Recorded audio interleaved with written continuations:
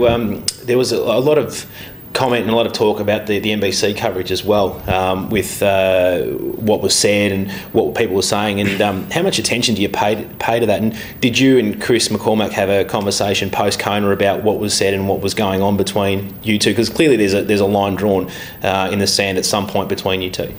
Yeah, absolutely. I mean, I hadn't seen the NBC coverage and I still haven't, but obviously I heard about it and what was said. And I mean, I saw Chris at the pool one day and I asked him straight out about it.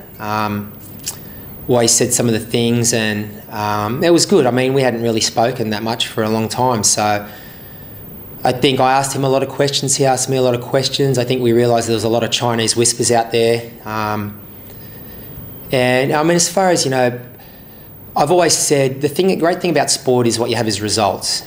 And, you know, in this day and age of the internet and whatnot, everybody's results are on the public record. If people are interested enough to find out what your race results are at Kona, what they are at the 70.3 Worlds, or whatever, any Ironman race, any half Ironman race, they can Google the results. And most races archive their results.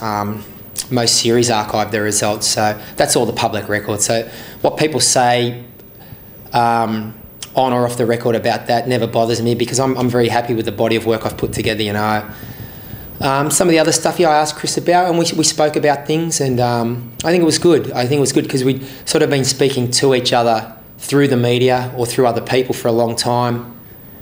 And it was good. I got to ask him some questions that I sort of have been on my chest, and likewise, you know, it wasn't a one-way conversation. We went back and forward on a few things, and yeah, so it was good. And I mean, also, I mean, I think Chris and I are just different personalities. You know, I understand, you know, the PR side of sport, and maybe I haven't done myself any favours with that. You know, I'm not really a showman in that regard.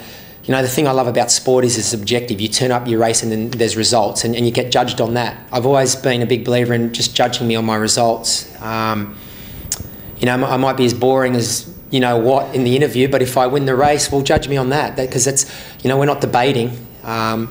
As much as I, like anyone, like to read good copy, and I like to read controversial stuff, and I think it's interesting. It adds, and you know, everyone can't be the same. You can't have 100 personalities the same.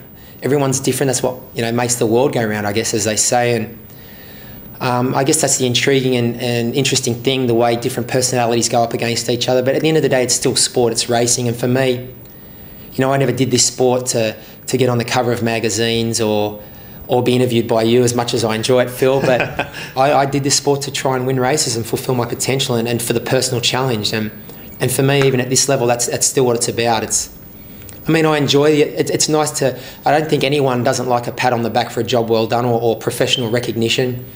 So, you know, the magazine covers and the awards and all that kind of thing, it's really nice, I think, personally, to you know, just to get a pat on the back for a job well done, but also for our sport to get recognition as well. I think it's, you know, when you win some awards, it brings our sport into the spotlight. I'm always happy to be a spokesperson for triathlon, because I may be biased, but I think it's the greatest sport in the world. But as far as the personality thing goes and what's said, mate, it doesn't really bother me. And as I said, maybe I haven't played the PR game as well as I should have, but like I said, I never did triathlon to be famous or be controversial. I just wanted to win races. That's it, pure and simple.